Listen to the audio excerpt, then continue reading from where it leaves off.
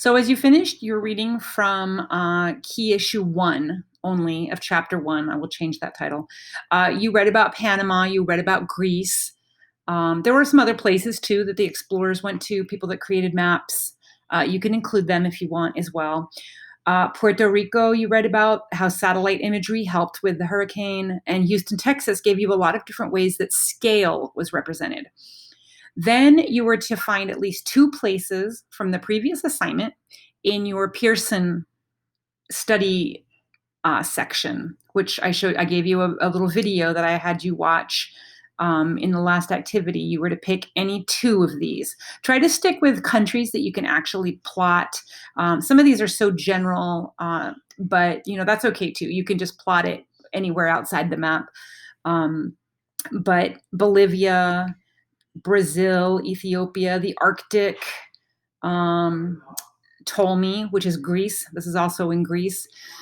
So anyway, that's a total of 6 places, 2 from here and 4 places from Key Issue 1 that you are actually going to plot on a map. And in just a second, you are going to bookmark this page as well. So you are going to go to up at the top. Let's go to google.com. Please pause the video and do this with me. You should split your screen with your scissors just like this. So you're continuing to watch this video over here where I am, and then you will be working over here. Okay, so your screen should always be split every time I say pause the video. So what you're doing now, is google.com/mymaps. So google.com/mymaps, you should bookmark this and make sure it's going into your APHG folder. If it's automatically not, then make sure you click more and click that bookmark so that it will go directly into your bookmark. Okay, and you're going to create your first map. So create a new map, and you are going to title this Places I Should Know About. PSKA. PSKA. I'm trying to come up with a good way to remember this, but anyway, these are you don't have to put anything in the description, just save it. And now let's just add a couple layers because you will start to see the purpose of this. Okay, these are layers. The first layer we're going to do, just click on it, and that'll give you the title just like you do in Drive. Click on it, and we're going to call this Chapter 1. Chapter 1, Basics of Geography. Oops, always capitalize the titles. Basics of Geography. Pause that, do it please. Now you are adding another layer, and let's call this Chapter 2. Oops, I did not mean to import. You are just click on it, and you are going to call this Chapter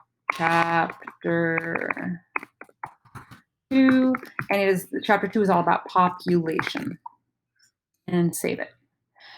So now we're going to make sure you're clicked on Chapter 1. Notice the blue line. If I'm going to plot places in Chapter 1, I want to make sure the blue line is there on Chapter 1. So now that I'm plotting, make sure you're on that right plot. Now you're going to go to the first place in the book that you read about, which was Panama. What kind of landmass is Panama? It's an isthmus. So we're going to plot it over here. By the way, scale is also demonstrated here. If you're pushing the plus button, you will start to see detail, roads, streets. You can even shift down here at the bottom. This is the Amazon right here, which is actually really cool, somewhere around here. I actually have to zoom out. I think I'm right in the heart of it. Yeah, the heart of the Amazon. You can click the base map here and go to satellite view. That's a really cool way of looking at it. And you can zoom way in and really try to find like the head of the Panama Canal. So let's keep it in satellite view, actually. I think that's much more interesting. Zoom out. It will take a little bit longer to load. So if your Wi-Fi is not that great, you might not want to be in satellite mode. So we're going to zoom in on Panama City. If you want to just find exactly the Panama Canal, you would just write Panama Canal right there. And it will show you right there. You can see how it's zoomed in. So it's actually there already.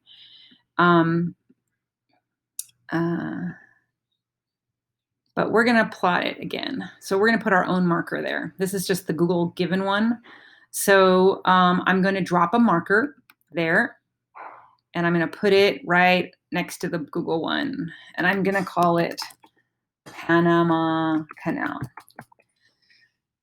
Okay, now actually let's just write Panama.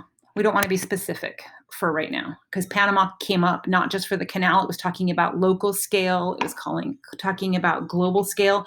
And I want you here to summarize. So it was a case study.